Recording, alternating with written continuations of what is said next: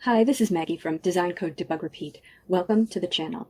This video and the others in the Chapter 5 Problem Solving with Python playlist are an introduction to the concepts you will need to write programs with functions. This video accompanies Problem Solving with Python Chapter 5, but it's okay if you don't have the book. The videos stand alone as instruction on these topics. In the last video, we talked about how to write a function that takes more than one parameter. In this video, we're going to talk about scope or name visibility. This concept has been in the background in many of the other videos in this Chapter 5 playlist, but it hasn't been addressed explicitly. Let's dive in. I have here our text adventure game that we've been working on throughout this playlist. This game has several functions defined, and then there's some code that isn't in any function. Up until we started to learn about functions, we always wrote our code out in the global, sometimes called module, sometimes called main space, like this. We've only just begun putting our code into functions. But ideally, all of our code should be located in functions, except the code that kicks off the program by calling one of the functions. The reason for this is that most programs are very long and complicated, thousands, hundreds of thousands, or even millions of lines of code. Imagine all of the variables and all of the logic in a program like that. It's too complex to write out top to bottom. It requires a method of organization. And one of those methods is functional decomposition, organizing a solution into functions. This takes practice, and it also takes a little bit of trust because at the introductory level, we're generally not writing programs that are thousands of lines of code, so sometimes adding functions looks like making the program more complicated, not less. You must trust that the ways of organizing programs that computer scientists have developed over the decades are necessary for managing even programs that are only hundreds of lines of code. Otherwise, programs are difficult to modify and they're error-prone, and therefore a security risk. Now, one reason we'll want to have our program organized into functions is because if we have a large program, we would quickly run out of meaningful names for all of our variables. You've probably tried to set up an account for a service and had a username suggested for you like Jenny8675309 because Jenny was taken. Maybe even Jenny Smith is taken. That service is like a large program. Once Jenny's taken and Jenny with a 3 for an E and Jenny Smith and Jenny your middle initial Smith, the names get weirder and less meaningful in order to be unique. That's just one issue that functional decomposition can address, but it's the issue we need to talk about in this video so you can understand how data is accessed and modified in a program with functions. There are some odd errors you might have trouble understanding if you don't understand namespaces. So I'm actually going to simplify this program a lot to simplify the discussion. Here's a simplified version in which I have two functions, print field description and visit field.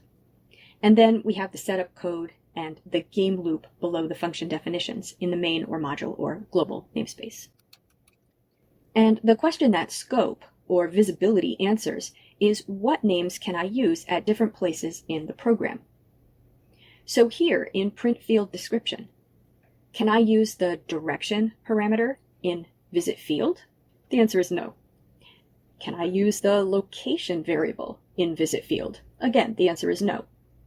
Can I see the choice and location variables in the module? The answer is yes. Can I modify them? The answer is no.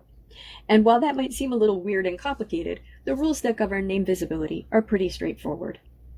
Let's start with what a name is. A name is a name for a variable or function. That's all we've learned to define so far, so that's what a name is right now. We will focus on names defined by you. Names defined as part of the Python programming language, keywords like def and if, are visible everywhere. Function names that are built-in functions, like print, input, and str, are also visible everywhere. But we'll focus on names defined as part of your program, names defined by you. Let's identify the names in this program. We have two functions defined, print field description and visit field.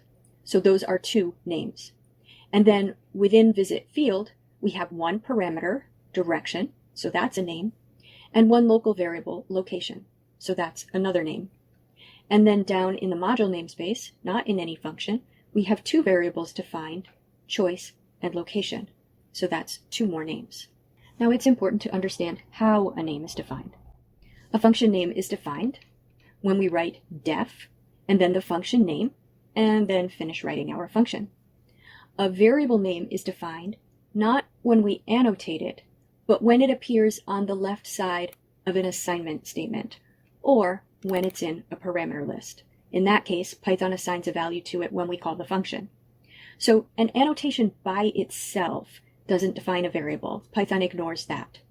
A variable is defined when it's on the left side of an assignment statement, or when it's a formal parameter variable. There are 3 namespaces here, besides the built-in namespace with the Python names, the module namespace, and then each function has its own namespace. Anything defined out in the module namespace can be used anywhere in the program. The names defined in the module namespace are print field description, visit field, choice, and location. We can invoke those functions anywhere within this file, and we can access the values in the variables anywhere in the file, unless they're shadowed, which we will talk about. So we could print them, or we would have them on the right side of an assignment statement. There's nothing defined in the print field description namespace. There are no parameter variables and no local variables. Local variables are variables defined within a function. There are 2 names defined within the visit field namespace: the parameter variable direction and the local variable location. When we use a name in a program, Python has to figure out what we're referring to. The namespace rules tell Python how to figure that out. To do that, it looks first within the namespace in which the name is used. So if we use the name direction inside the code for visit field, Python looks first in visit field for that name. If it doesn't find the name there, it will look in the enclosing namespace. In this case, the enclosing namespace is the module. If it isn't there, then it'll look at the Python built-in names. So for example, when we write print within print field description, Python doesn't find print defined in print field description, so it looks in the enclosing namespace, the file or module or main, and it doesn't find it there, so it then looks in the built-in namespace. You can define a function within a function, so an enclosing namespace might be another function, and then if the name isn't found there, then Python will look in the module and then to the built-ins. Let's look at a couple of other examples in this program. When we have the code return location in visit field, Python looks within visit field to see if the name is a local variable in visit field. It is. We can see location on the left side of an assignment statement, so location is a local variable in visit field. Python won't look any further for the value for that variable. Now how about down in the game loop, where we're testing location? Python will look within the module or main namespace for location. Python never looks at an enclosed namespace. It would never look inside visit field, for example, for location being used in the main module. It only looks from the current namespace outward. It sees that location is a variable in the main or module or global namespace and uses the value associated with that name. Now, I think it's critically important to understand something about how Python creates namespaces. Different languages will handle this differently, so it's important to learn how any programming language you're using creates namespaces. Python looks at the code for a function or module, and any name on the left side of an assignment statement is put in the namespace for that module. Also, any parameter. So in visit field, for example, location is on the left side of an assignment statement, so it's a local variable. This has some implications for how you program in Python. It means that Python will never look outside of visit field for a value for location. Even though there's a variable in the module namespace named location, Python will never access that variable in the code visit field. This is called shadowing.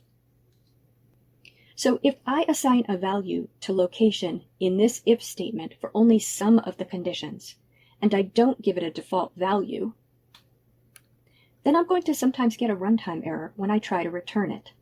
I can illustrate that. If I comment out my initial default value assignment, then notice if I pass in W for direction, or if I pass in a non-direction value like X. Look at the error I get. Python tells me local variable location referenced before assignment.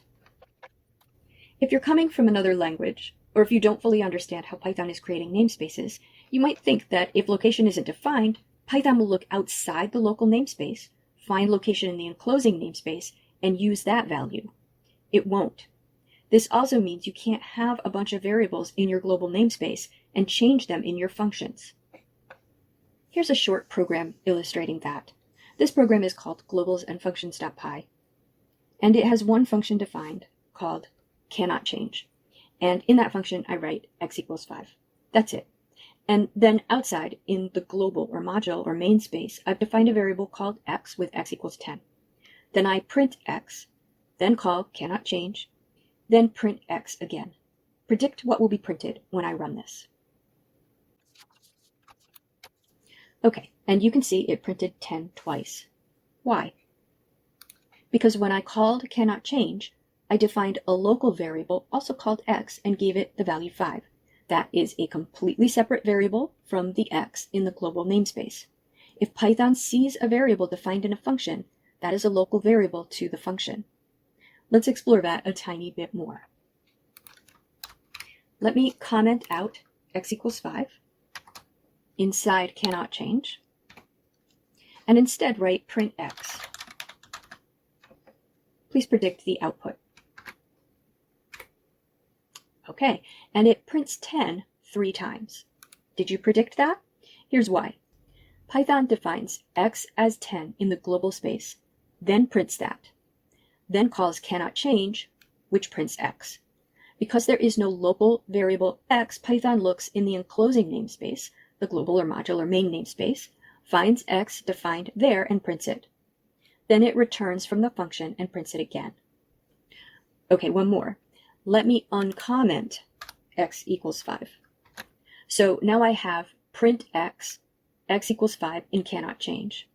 This is going to cause an error that I think many people find confusing based on my most popular video on this channel. Okay, it says local variable x referenced before assignment. What happened?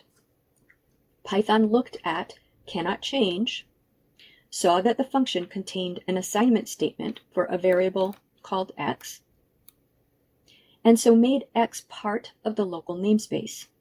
You can't print a variable before it has a value assigned to it, so Python threw the runtime exception. If we have the statements in the opposite order, we're fine. And Python prints 5, the value assigned to the local variable x. I know this is a lot to digest, so I urge you to practice with it, then review the video, then practice some more. Before I end the video though, I'm going to return to the original text adventure game, rename it Text Adventure No Global, and rewrite it so there's no code out in the module or main or global namespace. We can call this function that contains the main program and game loop anything, but main is a standard name, so I'm going to call it main. So above all of this global code, I'm going to write def main, open paren, close paren, dash, close angle bracket, none, because this function will not return anything, colon, and then I'm going to indent all of this code. This won't hurt my program because I'm not trying to access any of these global variables anywhere. As a rule of thumb, do not have global variables. We want to always be able to see what data is available to all functions by looking at their parameter lists. If you have data out in the global scope, any function could modify it and therefore corrupt it. I have software engineering horror stories of global data that one team thought meant one thing and another team thought meant another thing, with badly functioning software as the result.